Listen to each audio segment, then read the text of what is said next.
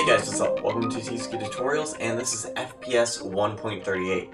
So, in today's episode, we're going to be learning about enemy awareness. This means that the enemies are going to be moving more casually and slowly, and then once they actually spot the player, they're going to go after the player at a faster pace and actually try to find the player because they know that the player is there. One thing that I'm going to have to apologize for is the audio quality of this video and probably the next few videos until I can get this microphone repaired. It stopped working on me, it won't turn on anymore. I'm sorry about that. You're going to have to go with the built-in mic of my camera. So yeah, hopefully that shouldn't be too much of a problem. So let's get on to the rest of the episode. Stripping for TSK Tutorials again. Sexy and I know it. Alright, so today's concept shouldn't be too hard to understand. We're not introducing too many new things into this episode. But the basic concept of this episode is that we're adding a new variable, which is a boolean, true or false, which is going to be awareness. And this is going to be a variable that basically, if aware is true, the enemy is going to go after the player at a more aggressive pace. Whereas if aware is false, the enemy is not going to know that the player is there, and it's just going to walk around more slowly and casually at a speed which we define in the inspector. Alright, so we're going to be adding three variables to our code today, which is the enemy movement script. And the first variable is view angle, and this is a float, and I have it default set to 60, and basically this is going to be the enemy's viewing angle. This is how much they can see. So basically, the smaller the number, the harder it is for the enemy to see you, and the wider it is, the more peripheral vision your enemy is going to have, and make it more easy for your enemy to see you. Our next variable is aware, and this is the boolean that determines whether or not the enemy knows that the player is currently in the level. So we're going to start off with aware being set to false, because in the beginning of the game, the enemy's not going to know that the player is there. But once they see the player, we're going to set aware to true, because the enemy is going to know that the player is there. And then we have the third variable, which is unaware speed. And this is going to be the speed at which the enemy is going to move. So this is going to be a replacement for, where is it, current move speed somewhere? Current move speed. So technically we're going to be replacing it with max move speed when the enemy is unaware, or when aware is false. And basically this is going to be the smaller number that's going to be smaller than max move speed, which is going to be how fast the enemy is going to move when that enemy is unaware that the player is currently in the level. Alright, next let's take a quick look at what we're going to be throwing inside of function awake, which is simply this line right here, which is aware equals false. So basically this is just a backup to make sure that the enemy is always unaware when the game is first started, because there should be no reason why the enemy should know that the player is there, and they shouldn't be alerted until they actually see the enemy. So just inside of function awake, we're going to set aware to false, just in case you, the guy who's building the game, sets aware to true in the inspector or anything like that. So it's just a backup that we're going to be throwing inside of function awake. Alright, now let's take a look at what we're going to be putting inside of the function update loop. So if we scroll down past the part where we actually figure out the course to take to get to the player, and we basically determine which goal door we should take, we're going to be putting code right after that, and that is all of this code here. So the first thing we're going to be doing is we're declaring a variable called hits, and it is of type raycast, and it is in an array according to these two square brackets. So we're declaring it is of type raycast hit. So basically raycast hit is a variable type that is returned to you from a physics.raycast function that saves a bunch of information like what the raycast, like the collider that it hit, the point that it hit, the surface normal that it hit. It saves all that information. And then we're going to be putting two square brackets to show that this is an array, because we're going to be finding more than one raycast hit, most certainly. So we're going to be saving it inside of a variable called hits.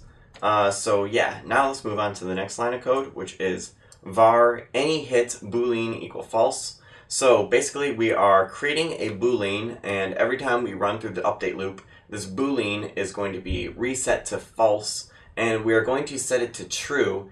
And as you can see, in a minute, we are going to be doing a physics.spherecast function, which is basically a raycast function.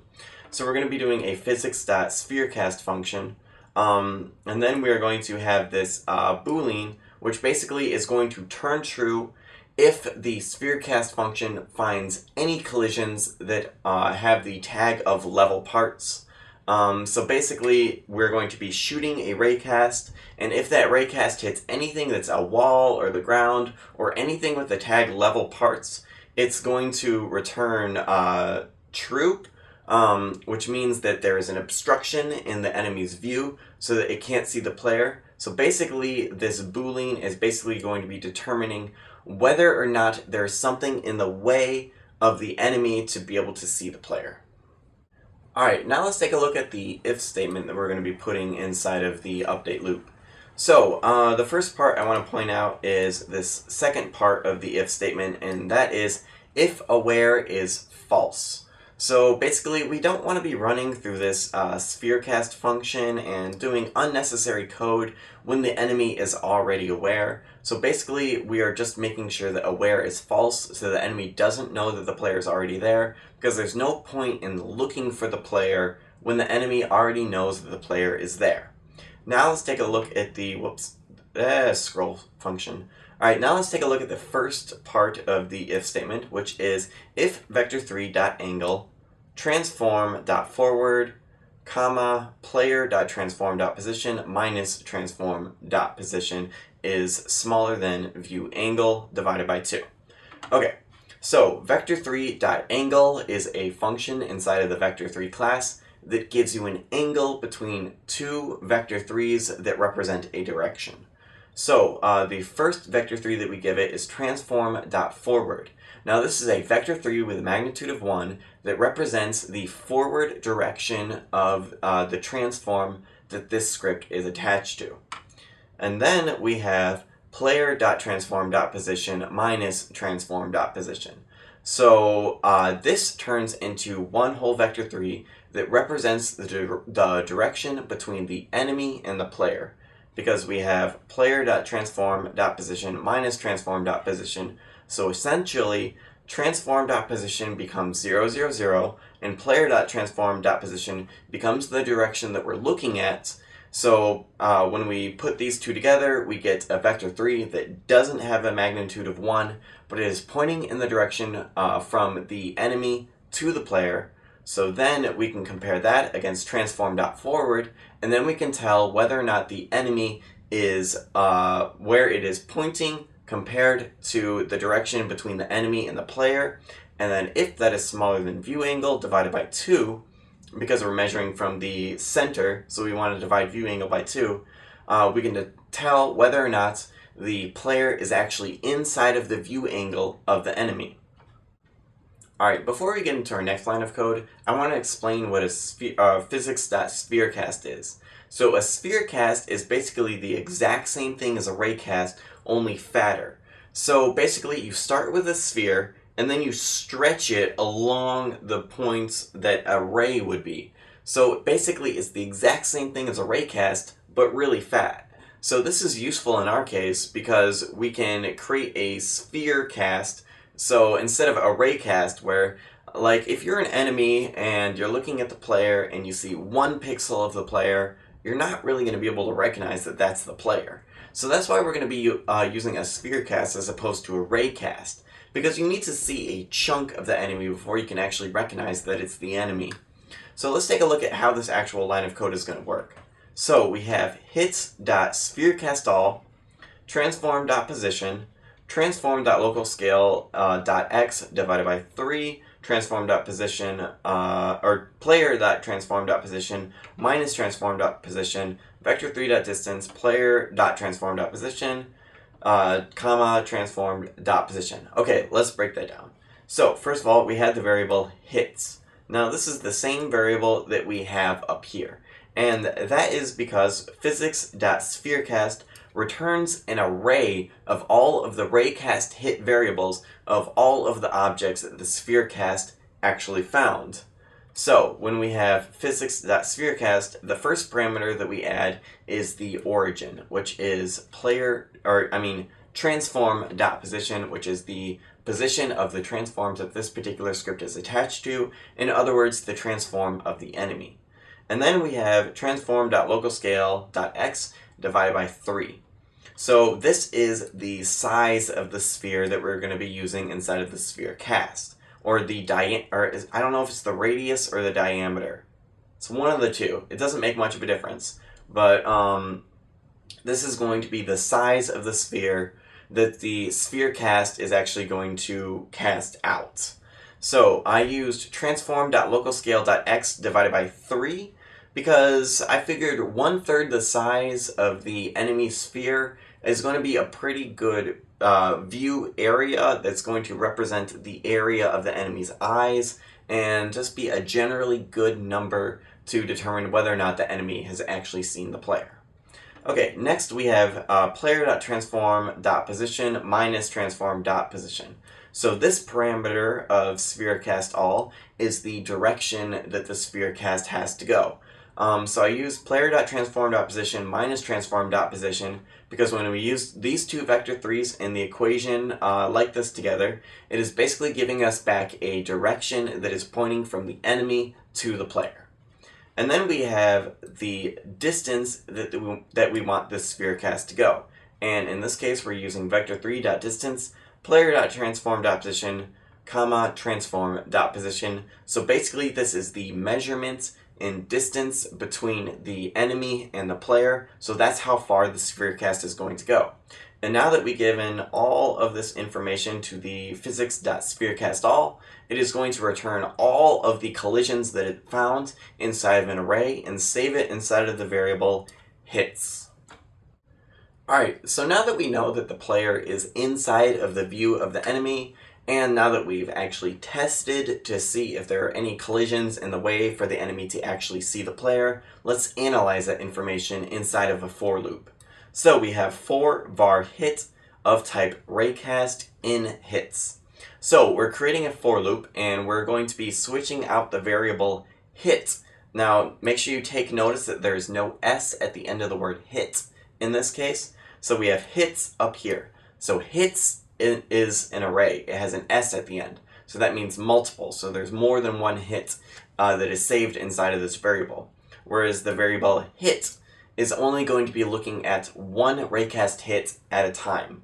So that is of type raycast hit, and it is going to be switching through all of the raycast hits that were found and saved inside of the variable hits.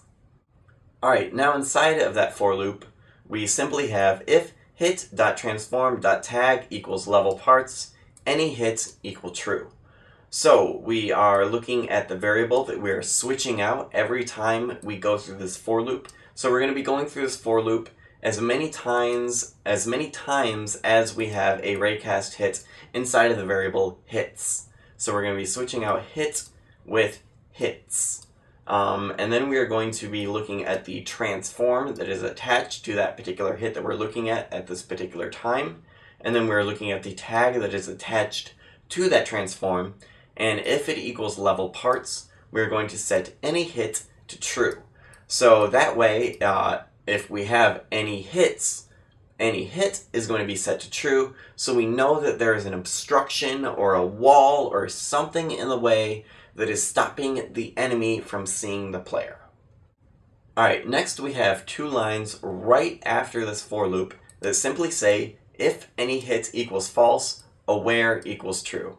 So we can see this is inside of the same if statement that is determining whether or not the enemy can see the player inside of its view angle, and then we are testing whether or not there's any obstructions or any walls or anything like that in the way of the enemy from seeing the player. But if it doesn't set any hit to true and any hit is still false, Then we are going to set aware to true, because basically the enemy or the player is inside of the enemy's view and there are no obstructions in the way. So basically the enemy can see the player, so now the enemy is aware and knows that the player is there. And next we need to make the enemy actually go after the player at a more faster, aggressive pace, which is going to be maximum move speed. Alright, now right after this big if statement right here, we have a small if statement that says if aware is false, goal door equal null. So basically this is a really cheap way of just basically making the enemy not go towards the player. So we're kind of tricking the enemy into thinking that the player doesn't exist and is just off the grid. So if aware is false, so if the enemy doesn't know that the player is there, according to this big if statement and for loop here, we're going to set goal door to null, as if basically this whole function here returned nothing and the player just isn't there. So basically just setting goal door to null is a way of telling the enemy that the player isn't there, so don't go after it. Alright, next we're going to be modifying these few lines of code here. So if you remember previously, we actually had two lines of code, and I believe it was this one, and let me highlight it, this one, which was basically if current move speed is more than max move speed, current move speed equal max move speed. So we're just making sure that the current move speed doesn't exceed the maximum move speed. And then we have if current move speed is smaller than, or if current move speed is smaller than, is this supposed to be max move speed? I think it is. Max move speed. If current move speed is smaller than max move speed, we're going to increase move speed by current move speed recover times time.delta time. So the way that we're going to be modifying this is determining whether or not aware is true or false. So in this case, if it is true, so if current move speed is larger than max move speed and aware, current move speed equal max move speed. But if if aware is false, so the enemy doesn't know that the player is there and they're just moving around at a casual pace. So if current move speed is smaller than unaware speed and aware equals false, we're going to set current move speed to unaware speed to make sure that the enemy doesn't exceed the unaware speed when it doesn't know the player is there and when it's supposed to be moving more slowly and more casually. And then we have these two lines here, which are if current move speed are smaller than unaware speed and unaware are false, current move speed plus equal current move speed recover times time.delta time. So basically we're doing the exact same thing as we had up here, where we're having the current move speed increase until it reaches its maximum by current move speed recover times time.delta time. So the exact same thing, but we're just determining whether or not we should increase it to max move speed or unaware speed. So yeah, I think that's all the code with tongue-tied. So yeah, I think that's all the code that we need to go over today. So now I'm going to cut the green screen and go into Unity and show you how to do that inside of Unity. Alright, here we are inside of Unity, and now let me point out one thing that I forgot to mention. And that is that the enemy is not actually looking in the direction that it's moving so far.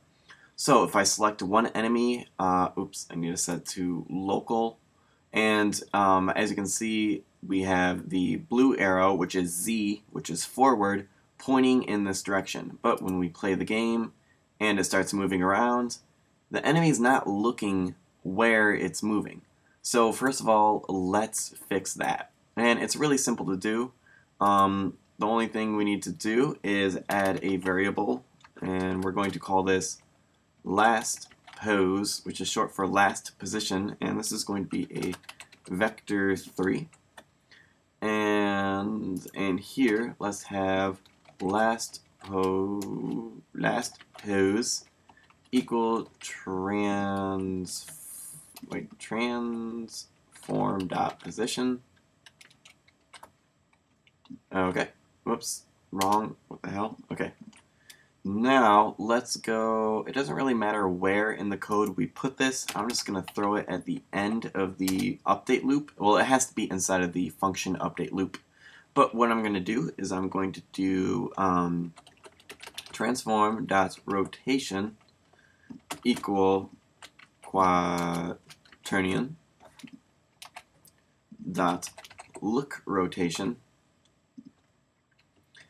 and we are going to give it a vector 3, which is going to represent the forward that we want the enemy to look towards. So this is a magnitude vector. This is just representing a direction. So we are going to do, what is it? Well, we're going to copy and paste, well, not this, but let's start with this.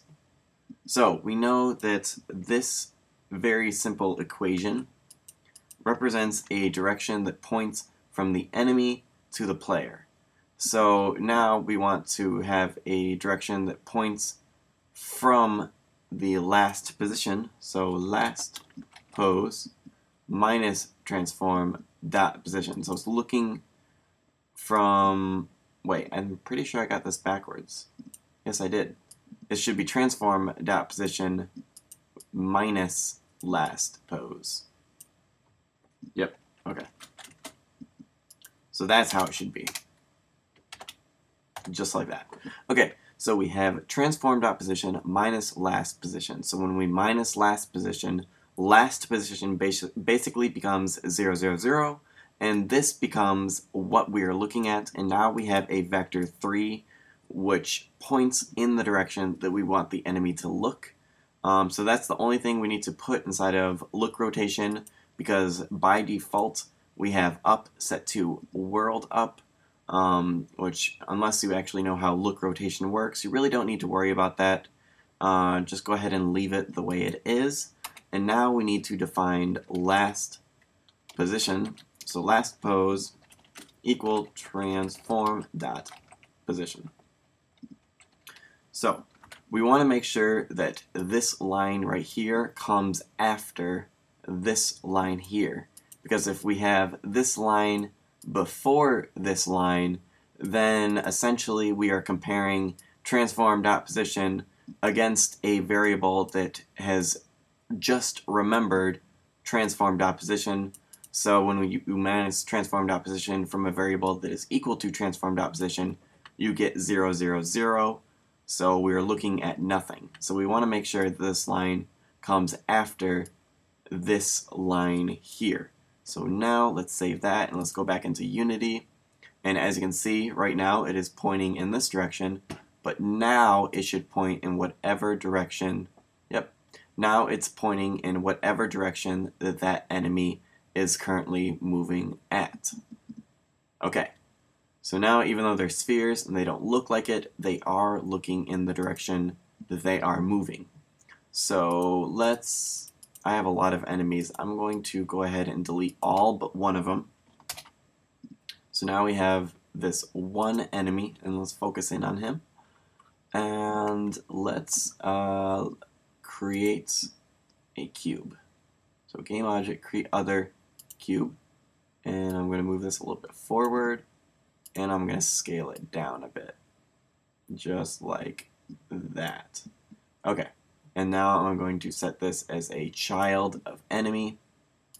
So now we can see which direction the enemy is looking at. It's very ugly, but at least we can tell which direction the enemy is looking.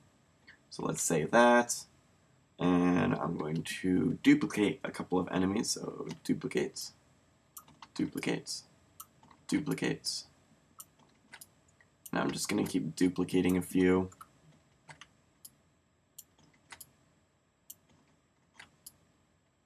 Alright, that should be good. Now let's take a look at when we play this. We should see that all of the enemies are looking in the direction that they are currently moving. Awesome. Alright, so now let's get to the code that I actually described in front of the green screen. So we need to add 3 variables, and the first variable was, I can't remember. Let's see, do I still have it open? No, I don't. Now I gotta find the file. Son of a bee. Alright, this will take a second. It was... Here we go. Let's just open that up. So, view angle. Alright. View angle, and this is going to be a float. And let's by default have that set to 60. I think that's a pretty good view angle. And now we have var aware. And this is a boolean. And by default we want it to be set to false.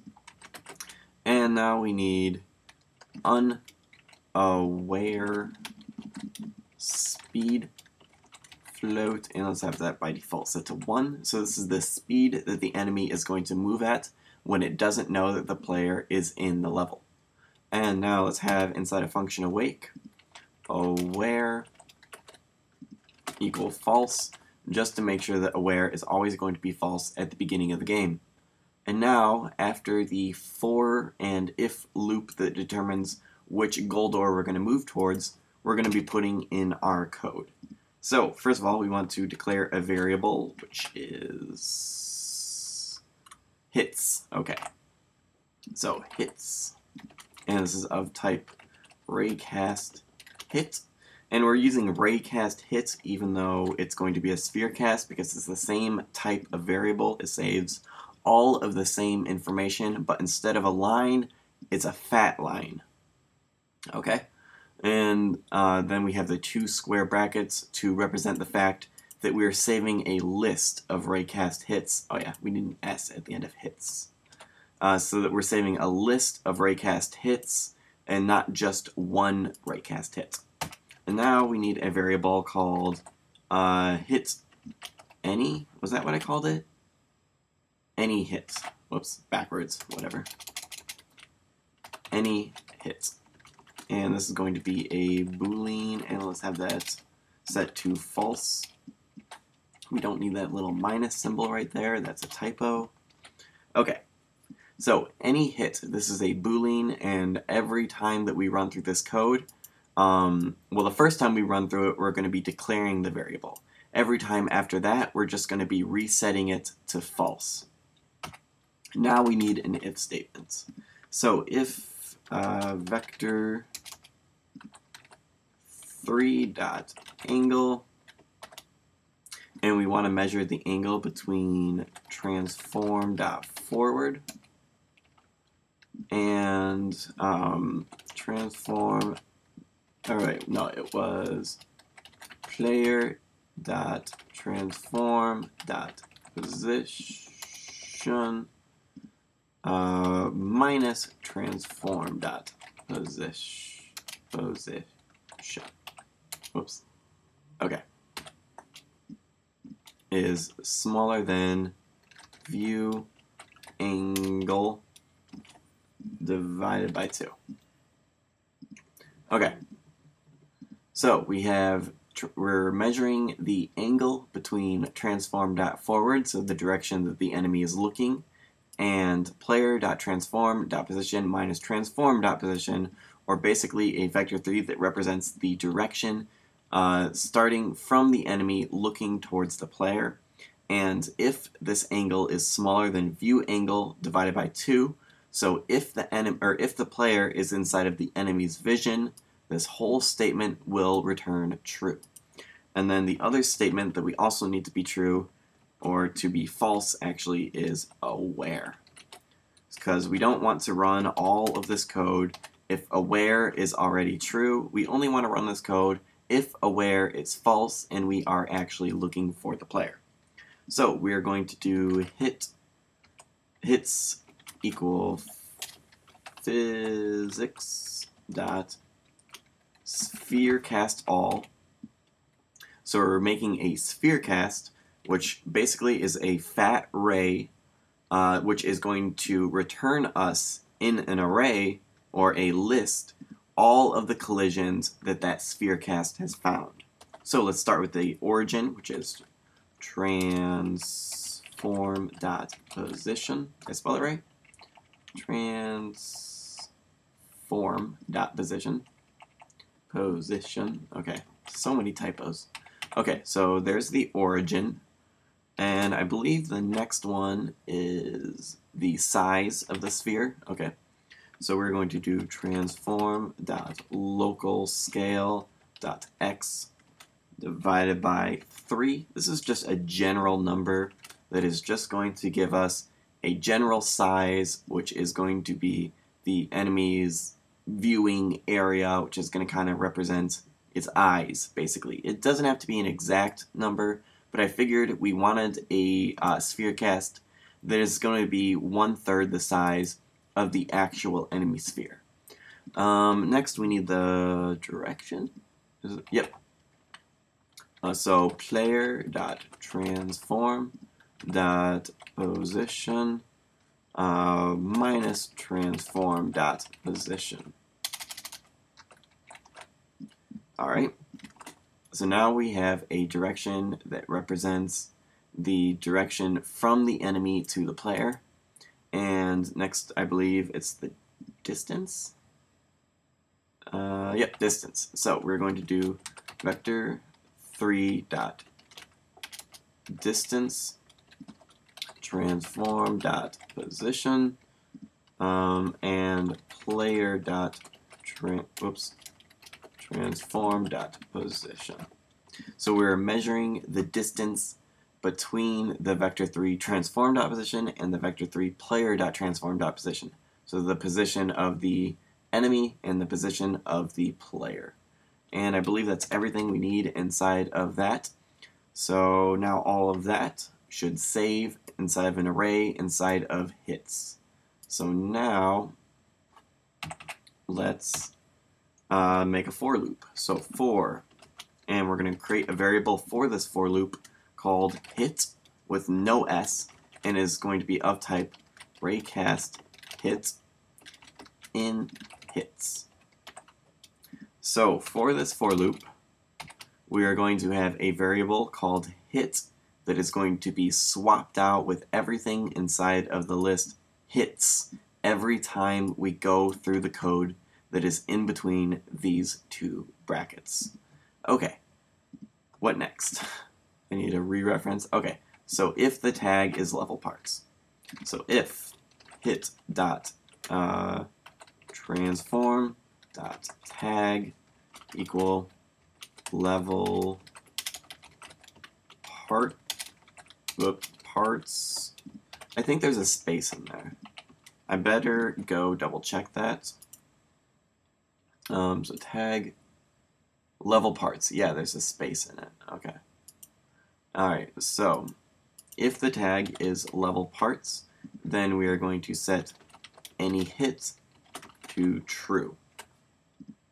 Okay, so basically this is if we have found anything that is a wall or a floor or an object or anything that the enemy can't see through, we're going to set any hit to true because we got a hit, which is any hit. Okay, so now right after that for loop, I think that's how it goes. Yep, right after the for loop, we have if any hit, any hit. So if we have found any hit, then we are going to set, oh wait, no, is if any hit is false. So if there wasn't anything in the way, my bad, we're going to set aware to true. Let me double check, make sure I got that right. Yes, I got that right. Well, I did it a little differently, but the main idea I got right. Okay. And, whoops, no, we want it to be outside of this if statement. And we want to make another if statement that is if aware, actually I'm going to put an exclamation mark, if aware is false. So if the enemy doesn't know that the player is there, we're going to set goal door to null, so that the enemy doesn't actually try to move towards any goal doors. Okay, I think all of that is in place, and now let's modify these.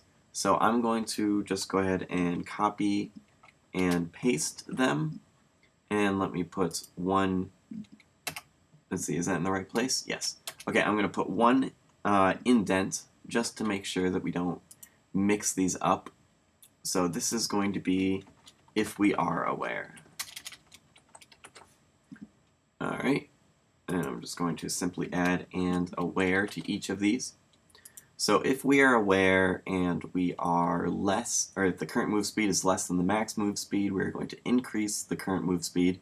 If the current move speed is more than the max move speed and we're aware, we're going to set the current move speed to max move speed. Okay, now we need to do if unaware is false. I mean, if aware is false. So, aware. Okay. And we don't want to compare it against max move speed. We want to compare it against unaware speed. Cool. And we're going to do the exact same thing here. I'm just going to go ahead and copy and paste. And we want to change this to unaware. Unaware, oops, speed. Alright, I think that's all the code we need, so let's go ahead and give it a little test. Okay, unknown identifier player. Okay, so player transform. Oh, so I need to change all of these to the player transform variable. Okay.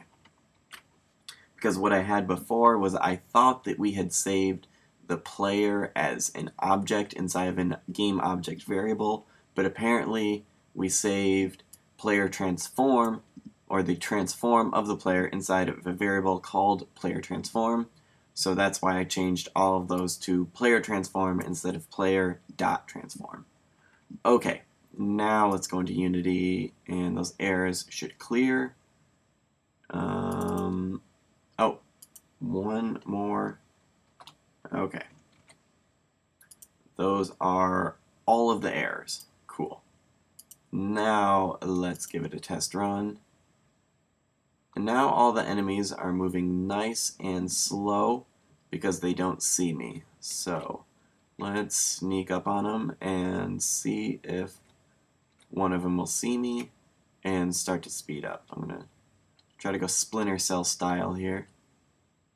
Oh, that guy saw me. I think, yep, two guys saw me. Oh, and they're moving fast and they're going towards me. Okay. It looks like the script's working. They're really going towards me, and they're pushing me out of the way because I forgot to take the collider off of that cube. Okay. Alright. Oh, now there's 3 guys after me. But the rest of them haven't seen me yet, so if they see me, they should do the exact same thing and go after me. It looks like they're doing so. Yep, it looks like it's working. Let's go to these guys too. Yep, they see me. They want to get me. Those 2 guys haven't seen me yet. Let's wait to see if they see me. Okay. They still haven't seen me? Oh, now they saw me. Yep. And now they actually really want to go after me. Awesome. Actually, I think there's one more thing I need to add to the code. Let me go back into MonoDevelop, and I believe it is in, okay, if player cell equals current cell. Okay, so if their cells are the same, alright, so I think what we need to do is, let's see, randomized course and goal door. Okay, so what's happening basically is that if the player cell is inside of the enemy's current cell, it automatically moves towards the player and automatically sees the player. So we need to fix that, and we need to add and aware. So if the enemy is aware, but now we have a problem, and that is that player cell equals current cell and aware. So basically, if the player cell is inside of the current cell, and okay, so I think the simplest way we can do this is to just put in or aware equals false. think that'll work. Let's give it a test run and see if we get any errors. Alright, so now if the enemy is either unaware, in theory, I should be able to sneak inside of this cell without these guys seeing me. And yeah, they haven't seen me yet. But now, now that guy has seen me. Now he wants to get me. Both of these guys. All three of these guys. Alright. Okay. Now it seems to be working. These guys haven't seen me yet, even though I'm inside their cell. Backstab! You've been assassinated. Okay. Well, it pretty much seems to be working, even though it's kind of glitching out right now. I just need to take the colliders off of those cubes. But yes, this has been ETSki Tutorials FPS 1.38. So yeah, until my next episode, I'll see you guys later, and keep making games.